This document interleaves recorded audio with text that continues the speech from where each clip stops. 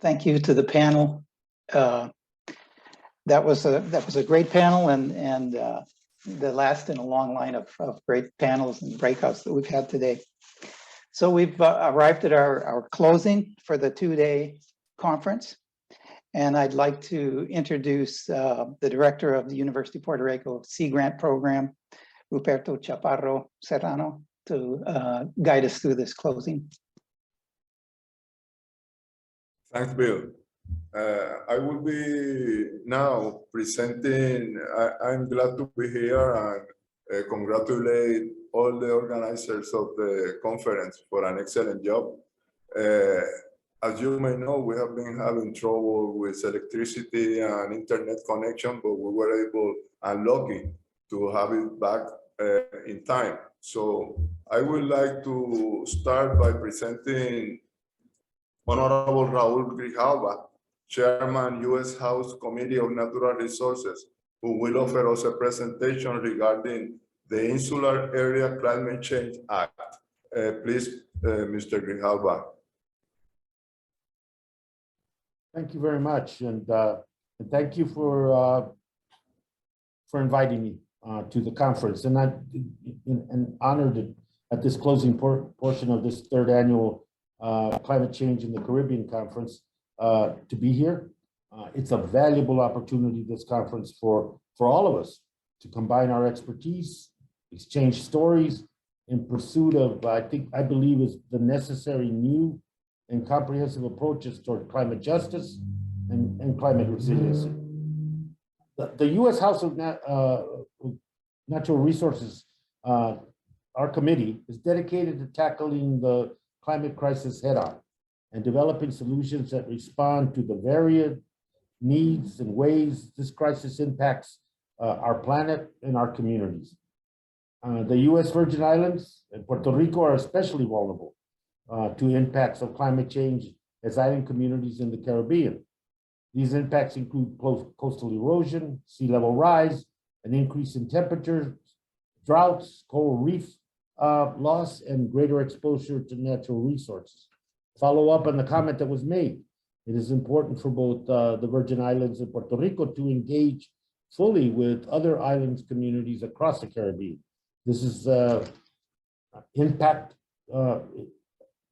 of climate change it needs an urgent response, but the long-term and necessary remediation and looking for alternative transitions involves the Caribbean as a whole. It is in a vital position, and the exposure to this region of climate change and its negative impacts are already upon us. The residents of these territories are also experienced additional vulnerabilities, such as unequal access to federal programs, an over-reliance of petroleum and an existing infrastructure that fundamentally fails to meet new hazard mitigation codes. These vulnerabilities are life-threatening to the residents of these areas. Remember hurricanes Irma and Maria, two powerful storms that struck Puerto Rico and the U.S. Virgin Islands in 2017 and caused immense loss of life, property, livelihood, and the recovery from that is ongoing. Puerto Rico and the U.S. Virgin Islands have made incredible progress toward recovery, including important investments in new infrastructure that begins to prioritize climate resilience and renewable resources.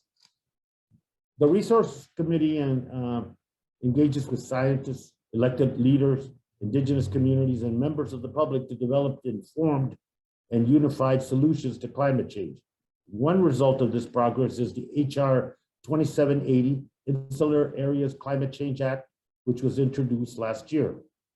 Among other provisions, the Insular Area Climate Change Act addresses the climate crisis by, one, creating an interagency task force to identify ways to provide greater access to climate change related federal programs in the U.S. territories. Two, establishing an Insular Area National Program Office within the Environmental Protection Agency to implement energy and infrastructure programs in insular areas and initiating a multiple grant programs to invest in renewable energy and sustainable infrastructure in the insular areas. In short, this legislation prioritizes solutions to climate change that responds to the specific needs of insular communities and empowers local leaders to guide that rigorous and sustainable climate justice efforts that are part of this. I want to thank the organizers of the conference for inviting me to participate today. You know, the Insular Affairs Act has already had an impact. We successfully marked up the bill with the bipartisan support of Representative Radewagen and Gonzalez Colon. And some of the provisions were included in the Bill Back Better, which passed the House. The provisions that were in that were the funding of Department of Interior's Office of Insular Affairs to conduct climate change planning and mitigation, and two, the authorization to generate offshore wind energy in the territories. In addition, the administration implemented some of the provisions included in that bill through administrative action. I think most notable was the cancellation of FEMA's community disaster loan repayment for Puerto Rico and the U.S. Virgin Islands, 371 million canceled for Puerto Rico, 322 million canceled for the Virgin Islands. But we still believe that we need to codify the effort into law, that while we have now an administration willing to engage and understanding the uniqueness of insular areas with regard to climate change and the unique opportunity that is afforded by the insular areas to deal with this issue and to find common sense and applicable solutions is something that I think needs to be codified into law and assured down the road that regardless of whether there is a change in administrative administrations, that the intent of being inclusive and providing equity and a level of parity to the insular areas remains the same and is protected by law. That's the intent. I think this conference gives us increased energy, and it provides us with the ability to tap not only the conversations at the conference, but the expertise that many of the participants in the panels and many of the leadership in the insular areas and in the territories have provided and can provide to a federal policy that is inclusive, respectful, and deals with the reality of the insular areas different from other areas. With that, let me thank you, congratulate you on the conference, to the organizer, and extend my appreciation for giving me a little bit of time to be able to speak with you, and thank you very much. Thanks, Honorable Mr. Grijalva, for your comments and your presentation. We also have today Frandelle Gerard, Executive Director, Crucian Heritage and Nature Tourism Foundation, Estrella de Santiago Pérez, Environmental Affairs Manager for the Corporación del Proyecto ENLACE del Caño Martín Peña, and Isabel McCollough, Valentín, Environmental Studies Student, State University of New York College of Environmental Science and Forestry.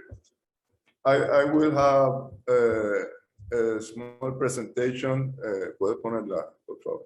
I will be speaking in Spanish because some people are expecting that they don't know English and they want to listen to the presentation. So if you can make the arrangements, I will be talking about the first. I want to mention that the Puerto Rico Migrant College Program, has been educating about climate change, and we have been leaders in Puerto Rico and the Caribbean about climate change education. We have developed several curriculums about climate change, which are now being translated to English for the benefit of other English-speaking nations.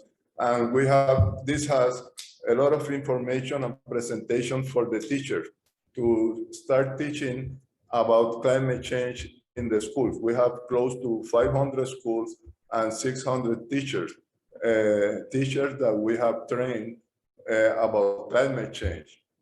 And we also have developed, as part of this effort, a book for the students. Also, the curriculum for the teachers has the presentations for the classes, has the pre-test and post-test to measure knowledge gain. We have the book for the students. And we also have books for schools, elementary schools, to learn about climate change. Now I would like to, can you put the first one, please? I would like to talk a little bit about how climate change and the colonial status of Puerto Rico has been affected because several countries have expressed and several colonial islands and countries have been expressing, o muchas de los países están expresando las dificultades que le traen el cambio climático y el ser parte de una colonia. Tenemos diferentes problemas relacionados a el estatus de colonia y a los impactos del cambio climático en esas poblaciones de personas que están viviendo bajo un régimen de colonia o que sus países fueron colonia en algún tiempo. Vamos para la próxima. Puerto Rico, como sabemos, fue una colonia de España por cerca de 400 años y heredamos el lenguaje, las costumbres, la religión y una raza que es igual a otras colonias de Sudamérica. Puerto Rico fue invadido por Estados Unidos en el 1898 y en el 1917 los ciudadanos de Puerto Rico recibieron la ciudadanía americana bajo el Acta Jones. Como en todas las colonias, pues hubo una represión. Perdone, Chapa, un momentito. Sí. Los slides no están cambiando. No cambió.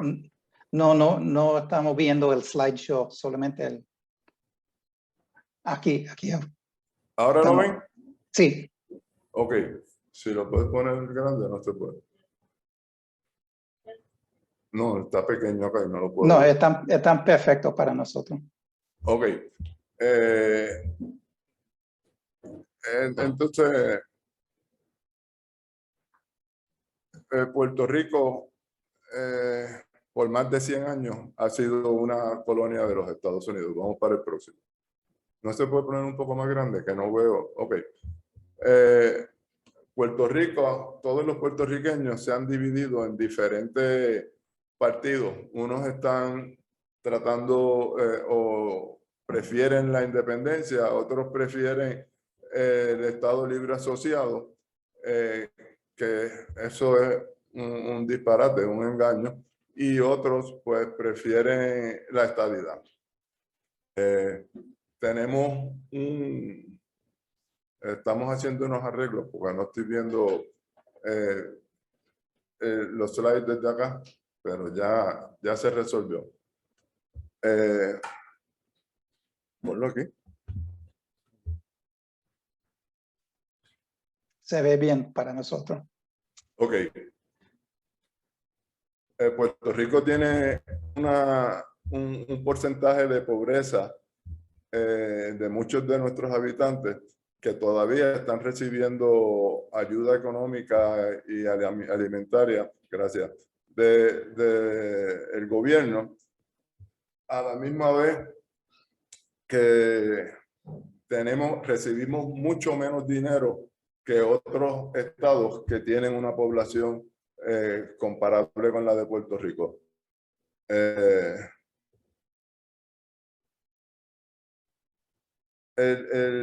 El problema de Puerto Rico se acrecentó cuando se cambió la ley 936, que ofrecía unas ventajas a las compañías americanas para que se establecieran en Puerto Rico.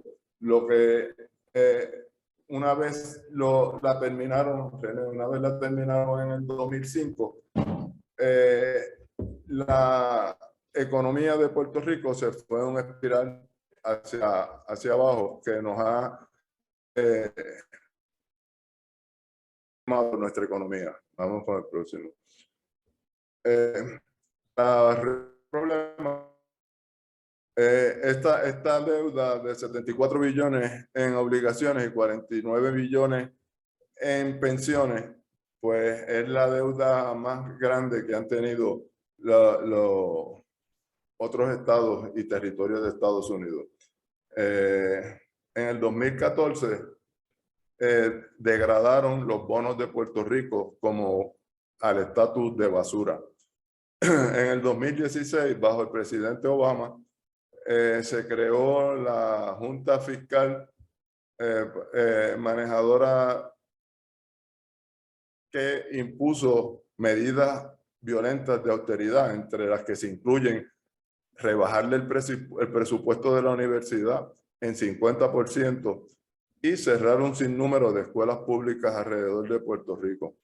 En el 2017, la crisis económica se movió al banco, al estatus y el aporte de quiebra.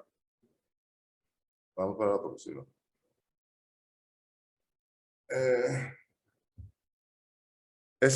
La Junta, pues prácticamente empezó a tratar de detener las prácticas de corrupción, pero en el 2017 el huracán María nos dio un golpe que nos dejó sin electricidad a la mayoría de los puertorriqueños por 6 meses. Hubo inundaciones en nuestras calles. Los municipios y los barrios fueron destruidos, totalmente aplanados, y cerca de 3,000 personas fallecieron. El presidente Trump declaró unas restricciones oficiales para los gastos, los fondos federales para la recuperación de desastres, resaltando que en Puerto Rico había históricamente una práctica de corrupción. A este momento todavía solamente se han desembolsado 29% de los fondos apropiados para ser distribuidos. Lo que prueba que nosotros estamos aquí en Puerto Rico todavía prácticamente casi en una situación normal debido a la resiliencia de los puertorriqueños, que por nuestra cultura hemos aprendido a ayudarnos en ese tipo de desastres, aparte de que la diáspora también nos ayudó mucho y también recibimos ayuda de muchos americanos que viven en Puerto Rico o que visitaron Puerto Rico, organizaciones no gubernamentales que nos ayudaron enviando comida, agua y otras ayudas. En Puerto Rico se desarrollaron una serie de escándalos gubernamentales, todos dirigidos por la necesidad o es un interés por hacerse rico que tienen muchos políticos y muchos administradores de Puerto Rico, que nos han llevado a diferentes escándalos de corrupción, donde en el 2019 la corrupción fue tanto que el pueblo de Puerto Rico se volcó a las calles para sacar al gobernador con el hashtag Ricky renuncia, donde 1 millón de residentes se tiraron a la calle para que el gobernador tuviese que renunciar debido a la corrupción y la indignación del pueblo por las muertes que ocasionó el huracán María y la poca respuesta del gobierno de Puerto Rico. Ahí tenemos una foto donde se ve la marcha, que era un mar de personas que obligaron al gobernador a renunciar. Vamos para la próxima. Entre los impactos que tenemos en el cambio climático, pues nosotros tenemos un problema con el calentamiento de las aguas que está afectando nuestros arrecifes de coral. Nuestras praderas de hierbas marinas han sido afectadas por la falta de manejo que hay en Puerto Rico, al igual que las especies en peligro de extinción. Tenemos un problema bien serio con el aumento en el nivel del mar, la acidificación oceánica, la erosión costera y la falta de implementación de las leyes y reglamentos. Todo esto ha ocasionado el que una gran parte de los puertorriqueños se tenga tanto la situación económica como la situación social y ambiental. Han ocasionado que vayan yendo de Puerto Rico. Se han ido cerca de 700,000 personas de Puerto Rico desde el 2006. Y tenemos un problema de gentrificación donde hay un desplazamiento de las comunidades locales, lo que nos hace mucho más vulnerables y nos reduce la resiliencia, porque personas que no son de Puerto Rico y que no están acostumbrados a los huracanes intensos que tenemos, a las marejadas invernales, pues están tratando de mudarse para Puerto Rico, están comprando propiedades y se están estableciendo en la zona marítimo terrestre, impidiendo el acceso a la costa. Están construyendo en bienes de dominio público o bienes comunes. Y el problema mayor que tenemos, pues, es que nuestras agencias gubernamentales que tienen el mandato de velar e implementar las leyes y reglamentos para proteger nuestros recursos marinos y costeros y nuestros recursos naturales, no tienen presupuesto. Y los dirigentes de esas agencias no reclaman al gobierno que si no se les da un presupuesto adecuado, ellos no pueden hacer el trabajo que tienen que hacer. Otro problema que tenemos es que se está mirando para el lado cuando se ve algunos desarrollos en la isla y ninguna de las agencias está haciendo nada por tratar de hacer el trabajo y el mandato que tienen. Vamos para la próxima, por favor. Aquí tenemos un ejemplo. Recuerdo del tiempo. Sí, esta es la última. Esta es la última. Gracias. Tenemos aquí un ejemplo de cómo, pasa la próxima, de cómo la falta de implementación de las leyes. Hay dos ejemplos que son el condominio Sol y Playa y el problema que hay en Salinas, donde el gobierno se ha hecho de la vista larga y se han desarrollado y se han privatizado bienes de dominio público. Y en el caso de Sol y Playa, ahí vemos a la policía que estaba defendiendo a la gente que estaba quebrantando la ley, porque las organizaciones no gubernamentales reclamaron que se estaban privatizando bienes de dominio público. Muchas gracias por la atención y vamos ahora. Now we will have Frandelle Gerard, Executive Director of Crucian Heritage and Nature Tourism Foundation. Good afternoon, everyone, and thank you so much. Oh, good afternoon, everyone. Thank you so much for the opportunity. I'm looking for my presentation. Not sure why it's not showing. But I am happy to be here and to bring another look at what's going on here in the Virgin Islands and in the region. I'm going to try one more time to share my screen. There we go.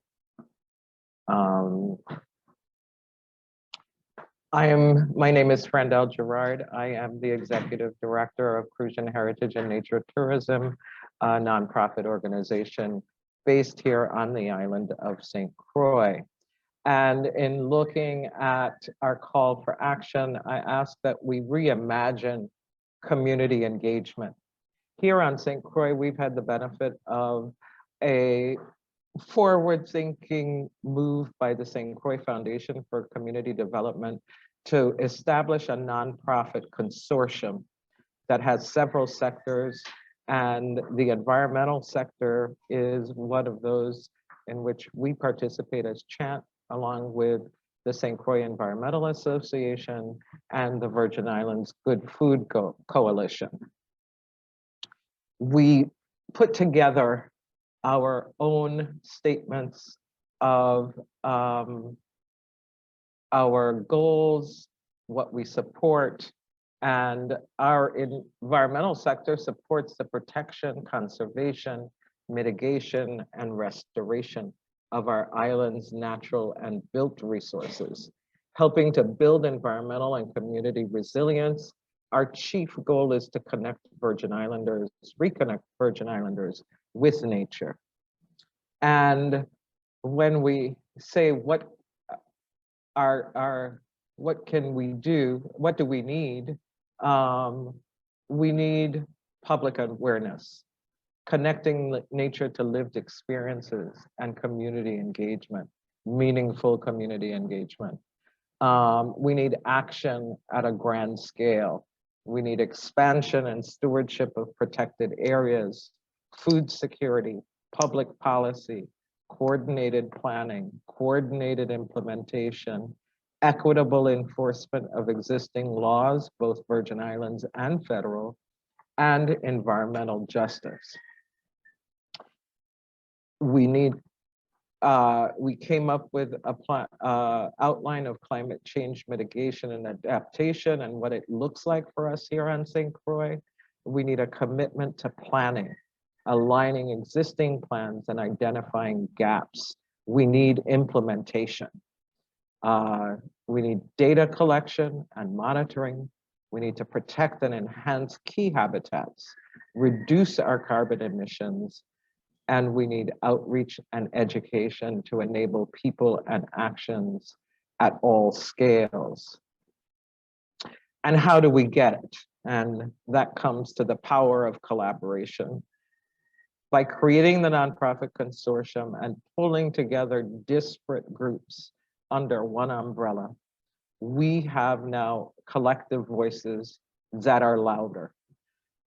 We have representation of diverse communities. We've raised the voices of marginalized communities. We are able to highlight the needs and the lived experiences of the people who live on this island. And we have a seat at the table. And I'll explain to you how that happened. The St. Croix Foundation environmental sector planned a series of town hall meetings around our environment. Our first was held in January of 2021. Our second was scheduled for Thursday, May 13th, 2021. On Wednesday, May the 12th, at 4.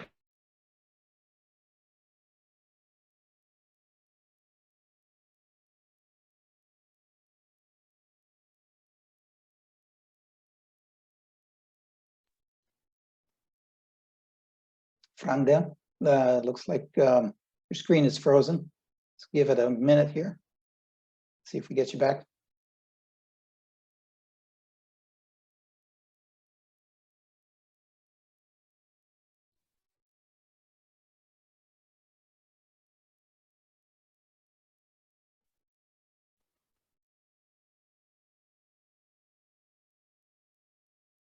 Let's see if anyone on our tech team can get in touch with Frandelle.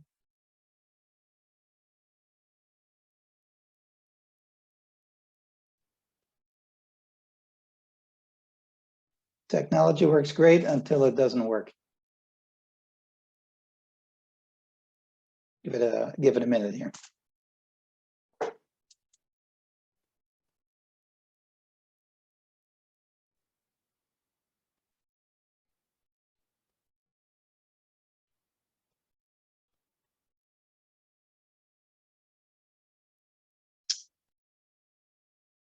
Well, it looks like we may have lost Frandelle.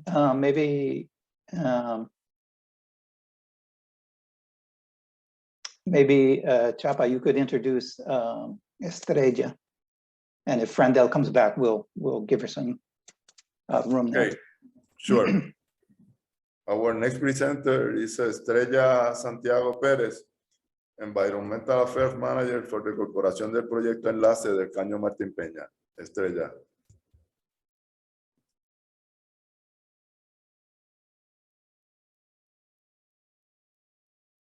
First of all, I just want to say that I am very thankful for being part of this amazing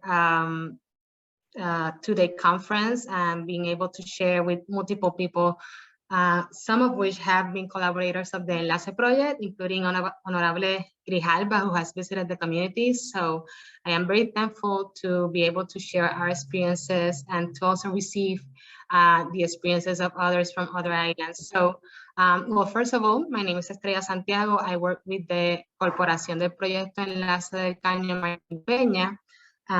This is a public corporation in charge of implementing all of the public policies and projects within the Caño Martín Peña Special Planning District, but we work alongside the communities that are organized and are represented by the G8, the Grupo de las 8 Comunidades Aledañas al Caño Martín Peña, and that has over 120 community leaders.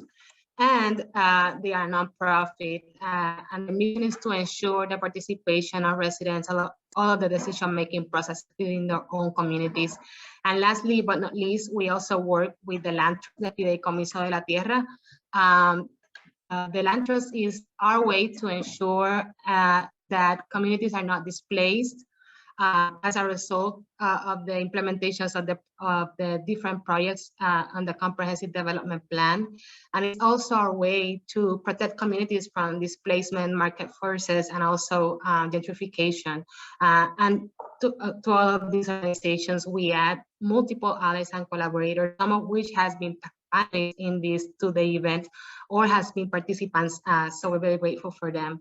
As I mentioned before, the communities in 2002 and 2004 were already foreseeing the effects of climate change, and the Caño communities were already developing mechanisms to address multiple socioeconomic development, infrastructure, ecosystem restoration, housing issues through a comprehensive approach, and through 700 activities, meetings, assemblies, they developed this plan that you see in the slide that tackles those issues, taking into consideration that these communities are located in the heart of the San Juan Bay Estuary system, which is the only tropical estuary in the EPA's National Estuary Program. And as you can see here, it has invaluable ecosystem value, but also in the estuary, we have the San Juan Bay Port, and we have the Luis Muñoz Marin International Airport, which is the main airport of Puerto Rico. So this is also an economic hotspot. And we also have the capital city of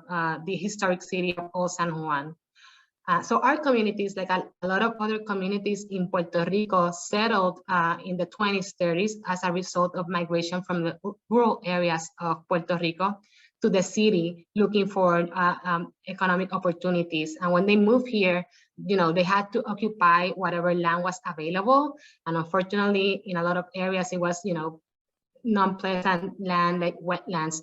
And in our communities, actually, the first houses that were built by the government. And you can see some images of how the Caño looked before.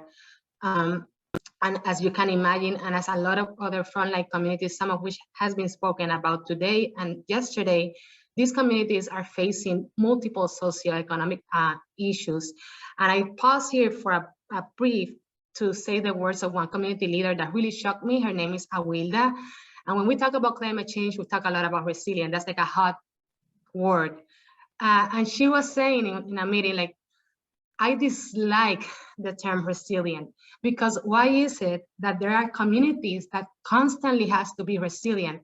Hurricanes, COVID, pandemic, earthquake, you name it, they are always constantly having to get up, and they're battling health issues, economic issues. Whereas there are other communities that have the resources not only to withstand climate events, or not even have the impacts of pandemics, or not have the impact of the trauma of a hurricane, because maybe they can travel outside of the country if they know that there's something coming. So the resiliency is expected from communities that lack the resources.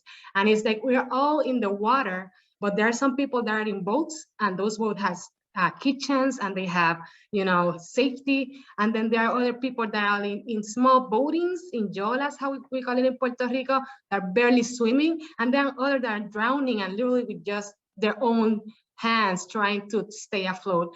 And we're treating climate change like sometimes we're treating climate change like we're all in the water in the same position. So these type of topics is important to take into consideration, that there's a disparity, and that the way that climate change affects people is unequal. There are some people that have resources to be able to not even have effects of climate change. So that's why it's so important that policymakers have this into consideration, because if you have somebody that has never had to experience the continuous effects of not only climate change, but also social economic hardship, maybe those policies are not adapted. That's why integration of communities is very critical. And the vision of not only addressing the infrastructure, but also access to health, access to education. How do we help single mothers? How do we help elderly population? How do we help veterans? So it's the social variable has to be a component of climate change adaptation. We cannot continue seeing climate change only in the scientific, technical aspect of it. We have to give importance to the social, human aspect, and also important to the popular wisdom. There are people that are not academics, are not the scientists like we believe, that study in the university. There are community leaders, there are students, youth that have a plethora of knowledge based on their own experience. And we cannot go to a community to implement mechanisms if we are not open to learn also from those communities about the adaptation measures they have been implementing for decades. So I continue. As you may imagine, these communities are facing multiple issues as a result of the Caño losing its depth and its width, and also the lack of infrastructure. All of the areas that you see highlighted in colors lack sanitary infrastructure, so they are combined storm sewer that contributes to polluted flood water. During rain events, it doesn't have to be a storm, it could be a 5-hour rain event. And obviously, it has an impact to their health in terms of asthma, gastrointestinal diseases, skin allergies, and also to the ecosystem. And these were already existing stressors, and Maria came, which exacerbated those challenges for our communities. You see some data about the impact of Hurricane Maria, but having an organized community was critical to ensure before, during, and after immediate assistance. The community leaders, they have so many hats, and they became first responders, and they became the hub to secure donations and to be able to aid and relief to their neighbors and to their peers. And that's taking into consideration that the leaders were also facing hardships. Having this organized community and the social cohesion is also an important aspect of climate change adaptation.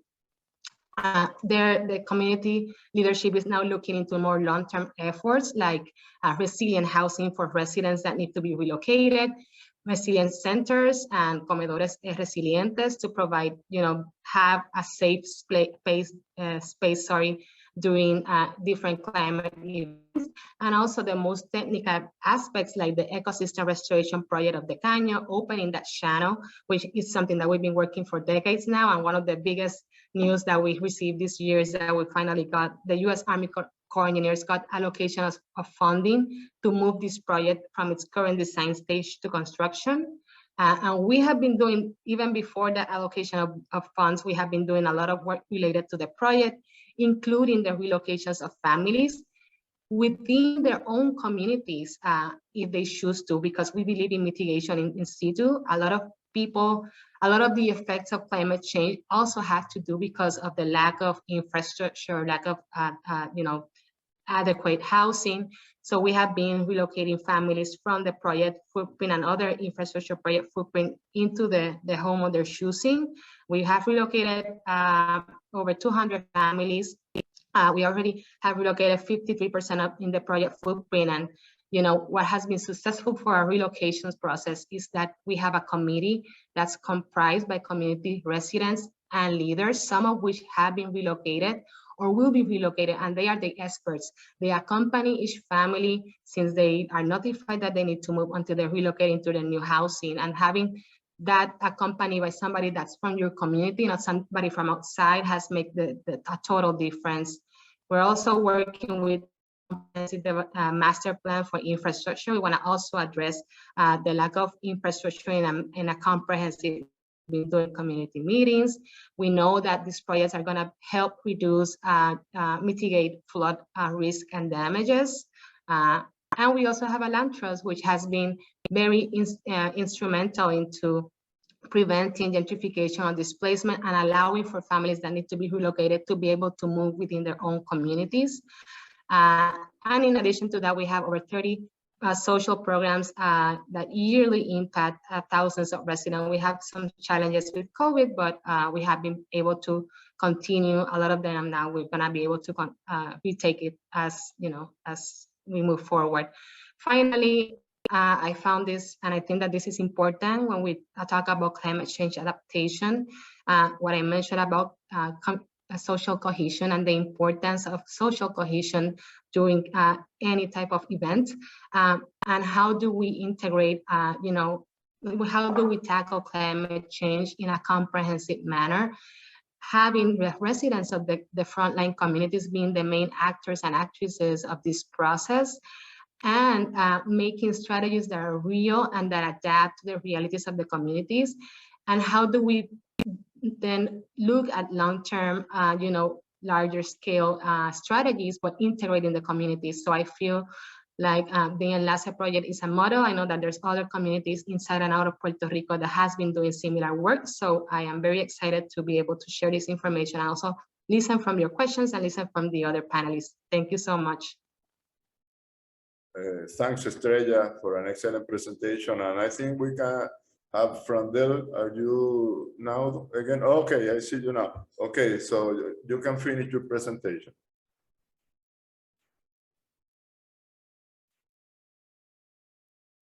Thank you, everyone. Can you hear me? Yes. Yeah, great. Yep. I am back. And I will do my very best to pick up where I left off. So as I was saying before we were rudely interrupted by technology, the St. Croix Foundation in the environmental sector had created this series of community town halls beginning in January of 2021. The second was scheduled for Thursday, May 13th of 2021. And on Wednesday, May 12th of 2021, it began to rain oil on over 20,000 residential properties on the western part of the island, every area downwind of the refinery. That began at 4:15 in the afternoon. It was the second time that had occurred in less than 3 months. And we were ready and were able to engage with the leaders in the environmental sector. We were able to get the EPA online for that community town hall, and community activists were able to participate. As a result of that meeting and requests that had been sent previously, the EPA was deployed and deployed monitoring to the island that had not existed during the period that this refinery was attempting to restart. And the one thing we learned was that our voices could be heard. And the one thing we want to say going forward is to leadership, hear our call to action. We need to interrogate the use of recovery and climate change funding pipelines. Imagine, for those of you in Puerto Rico and the rest of us here in the Virgin Islands and other areas affected by natural disasters, imagine if 25% of all of that recovery planning and climate fund planning money was actually deployed to community-based organizations. What a difference it would have already made now in our situations 5 years later, where thousands of families are still in buildings that have not been repaired, where public housing communities have been destroyed and dismantled, but no new housing has been built. Imagine if the federal government and other partners streamlined their grant application processes and RFPs so that they were more responsive to the people and the place. Imagine if they could deploy funding directly to impacted communities and bypass all of the disaster capitalists and dysfunctional government bureaucracies. Frontline communities have valuable lived experiences and solutions to the problems. Community-based planning is needed, and rather than stakeholder meetings where some consultant decides who the stakeholders are, embed investigators, planners, and scientists in those community-based organizations so that they are working directly with the frontline communities. And most important, we ask the leaders, both at the federal and local government, the leaders who have been selected to do these incredible recovery plans. I, like Awilda, dislike the word resilience. You didn't see it anywhere in my presentation. Because at some point you get tired of having to bounce back. But imagine if those people listened to the people on the ground who are frontline to climate change and disasters resulting from climate change, natural disasters. And imagine if they listened when people said no to polluting industries. We would not have had the incident on St. Croix that we had. Time is running out. And we hope that people will look up and begin to fast track implementation and fast track the alignment with community-based organizations and with the frontline communities in Puerto Rico and here, of course, in the Virgin Islands, and especially on the island of St. Croix.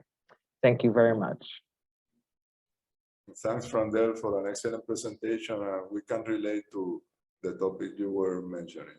So now we have our last presenter, who is Isabel McCollough Valentín, the environmental studies student at the State University of New York College of Environmental Science and Forestry. Hello, everybody. My name is Isabel McCollough Valentín. I will be doing this presentation in English, not because I didn't want to do it in Spanish, but because I wanted to reach a wider audience with what I was saying. I hope that all Spanish speakers are able to follow through with the interpretation. My name is Isabel McCollough Valentín, and I'm Puerto Rican. I was born and raised in Puerto Rico, and from the ages of 5 or 6, I realized that the odds of me staying in Puerto Rico my whole life were low, and the odds of me dying in Puerto Rico were lower. Not really because I didn't love Puerto Rico or because I didn't resonate with the experiences of the Puerto Ricans, but because climate change is taking over Puerto Rico fast. And there's really not much any young person can do to avoid the realization of this potential fate. So when I came to this realization at the young age of 5 or 6, I decided that I would become environmentally involved with organizations, nonprofits, governmental entities in order to establish a better relationship between the citizens of Puerto Rico and the environment. However, that didn't go very well either. The government of Puerto Rico and all institutions in Puerto Rico, if not all institutions of Puerto Rico, are advocating for climate change to have a different impact on the islands than the one I would prefer. You see, the governmental entities of Puerto Rico are not actively attempting to save Puerto Ricans from the fate of climate change. They're not trying to modify situations so that the people in Puerto Rico are not suffering. They're actually implementing and ratifying the suffering by partnerships, by collaborations with entities that seek to actively harm Puerto Ricans. And that's just the truth. Now, Puerto Ricans are not the only ones in this sticky situation. We have neighbors in the US Virgin Islands, Hawaii, Guam, and so many other places around the Caribbean and surrounding areas. They're actively suffering the consequences of climate change and governmental neglect. And Puerto Rico is one of them. The thing with growing up knowing that climate change is impending is that it completely changes your worldview, as it did mine.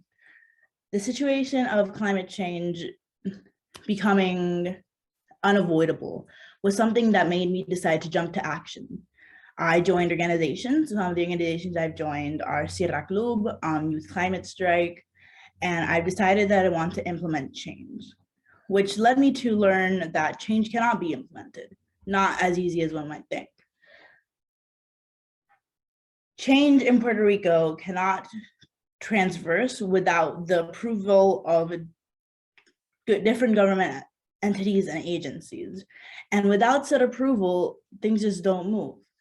So given that the governmental entities of Puerto Rico are actively seeking to become profitable, to make more money, to profit off Puerto Rican suffering, and to exploit whatever is left in order to make more money and have more economic development and so-called progress is the problem. Of course, everyone is familiar with the idea of progress at the sake of everything, but I don't believe in that. As a youth that grew up in Puerto Rico, very hyper-aware of the climate crisis and strongly believes that the climate crisis can be resolved were it not for corporate individualism, colonialism, capitalism, and other forces. I also believe that it is completely unreasonable to believe that communities should be expected to do this work on their own. And I say that as a community member that has been trying to work on her own for so many years. Community members are not given the tools in order to properly facilitate the assistance of their communities. And this is what a lot of governmental entities and corporations refer to as so-called resilience. We are called strong, resilient, and brave because we weather the effects of climate change and we weather the effects of colonialism and capitalism and disaster capitalism without crying or dying or proceeding to suffer heinous consequences, but that's just not the case. Puerto Rico's resilience is not a result of strength. It is not a result of our fighter spirit. It is a result of years and years of constant suffering that could only be leveled out by fighting back and by staying resilient and staying as powerful as possible within the scenario, within the situations. Given these points about resiliency in Puerto Rico is that I'd like to bring up the very popular slogan that from Puerto Rican tourism industries that says, Puerto Rico, the place where you vacation. I'm sure most Puerto Ricans are familiar with it. And I like to say, Puerto Rico may be the place where you vacation, but it's a place where we die. Now, I'm sure everyone in this conference is familiar with the statistics, so I'll spare everyone from repetition, but 4,645 people is literally the minimum amount of people that died during Hurricanes Irma and Maria. This is just a fact. Given the terrible awful death that these people faced after disastrous natural disaster. You'd think that governmental entities and external entities would be attempting to solve situations for the islands of Puerto Rico. However, the state of the situation is more than trying to help Puerto Ricans help themselves, which sounds like a productive method of implicating communities and community development, but it's really not the case, because Puerto Ricans right now, what they need is monetary funds. They need colonialism and colonialist tendencies like the Jones Act, like so many other regulations that are actively limiting Puerto Rico's engagement with other countries to be seized. And the capitalist system that governs us and dictates how much money can be spent on education, on climate betterment, on the betterment of material conditions. All of these things need to be incorporated into policies that are trying to help Puerto Ricans, rather than telling Puerto Ricans, you guys are so strong, you're so brave, you're so powerful, keep doing what you're doing, which is, of course, suffering. Now, given all of these scenarios, I'm just gonna read off the PowerPoint that did not present. Given all of these scenarios, the youth of Puerto Rico have instilled several demands towards the government of Puerto Rico and other entities that they must implement in order to guarantee the youth of Puerto Rico and the youth of every single place that is in a similar situation a livable future, because that is what I am seeking. As a student, I left Puerto Rico at the age of 17 to move to New York State to study at the State School of Environmental Sciences and Forestry. I did not do so out of joy. I did so because Puerto Rico is lacking opportunity for people that seek to better it. And the only way I've found to gain the credentials necessary in order to be taken seriously in dialects about Puerto Ricans and the suffering of Puerto Rico is to have a US institution backing you. Isabel, you have 1 minute to round up. Sounds great. I was actually leading to that. So all of these things lead to the demands that the youth of Puerto Rico have formed throughout years of protests and conversations. And that's what I would like to finish this presentation with. Demands that everyone should be aware of, that would help the youth of Puerto Rico say, wow, I'm going to grow up in Puerto Rico, and it's not going to be just to die. It's going to be to live and to raise children and to see prosperity.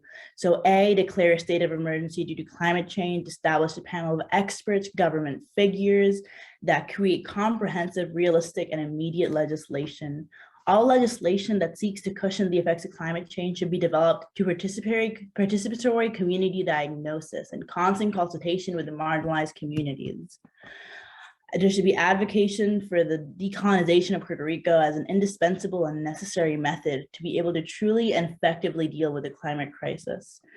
The coasts of Puerto Rico should no longer be constructed on, especially in eroded areas or areas of risk of rapid erosion. Construction should end immediately on the coast of Puerto Rico. There should be mandatory comprehensive education on the impact of climate change. Our public lands need to be preserved. Our water supply needs to be kept clean. And the ashes of the AES plant in Guayama should be disposed of. There will be better times, and there will be a better world. I just hope that I can be part of the team that helps build this better world for all Puerto Ricans and all people suffering from climate change. As one of the colleagues said earlier, some people on climate change are on different boats, and I just want to help the people that are on the boats with the least access. Thank you very much for the opportunity to speak at this conference, and thank you very much for having this conference to find better solutions. Thank you, Ruperto, and thanks to those final panelists for sharing those perspectives with us. I have, let me see, I have one slide. It was one of our intentions when we organized this meeting was to try and have as many voices and perspectives as we could that were offering their thoughts about resilience, climate resilience, and climate equity. A couple of super brief take homes. There's a lot of science available. There's a lot of science and information that can help us. There's still a lot of science to do. There's a lot of inequities that are apparent, and there are ways that they can be addressed. And there's a lot of solutions from all kinds of sources, from all kinds of people, communities, agencies. And it was, I guess, an honor for me just to be able to have a platform where a lot of those solutions could have been presented and have been presented. So with that, I want to thank the folks that helped put this activity together. I want to thank folks from the Department of Interior, Vanitha and Basil. We had a lot of support from the U.S. Department of Agriculture. I want to mention Meg Jerkos and Luis Cruz. Especially want to thank the team at the Climate Hub that put in a lot of extra hours helping put this event on. We had great support from the Puerto Rico Department of Natural and Environmental Resources, from NOAA, Jean Olmy, one of the principal planners for the event. Thanks to NOAA, thanks to Meredith Muth, also from NOAA. Thanks to the Department of State, Meredith Ryder-Rude provided a lot of insight into the planning. And we had support from the U.S. Geological Survey, some of the speakers, and also Dave Helwig and Mary Vaughan Johnson. Alberto Mercado with the Nature Conservancy. We couldn't have done this without the platform you offered and the technical support. Inter-American University also stepped up with technical support and moderating breakouts and helping in many different ways. So thank you to Jogani Govinder, Dean of the Department of Science and Technology. And finally, Hector Velez with EPA initiated the concept for this meeting and got us all together. So I want to thank Hector, and if you have any final comments, Hector, I'll leave the floor with you. Well, first and foremost, thank you everybody for participating during these 2 days of the conference. To me, it was very enlightening to listen to the conversation. I hope everybody can, consider all the discussions that took place here and do some consideration about ways in which we can individually make changes in our lifestyles and also to improve our society, right? To have a more sustainable one for us and for our future generations. So I want to thank all the panelists as well. And Bill, I want to thank you. You've been like the heart and soul of the conference. So thank you so much for your support and from your team. All right, final word. We will try to compile, gather as much as we can of the presentations, the recordings, notes, and share that back in as many ways as we can through our various agencies and partners. So I hope everybody has a good evening and really appreciate all the participation. Take care.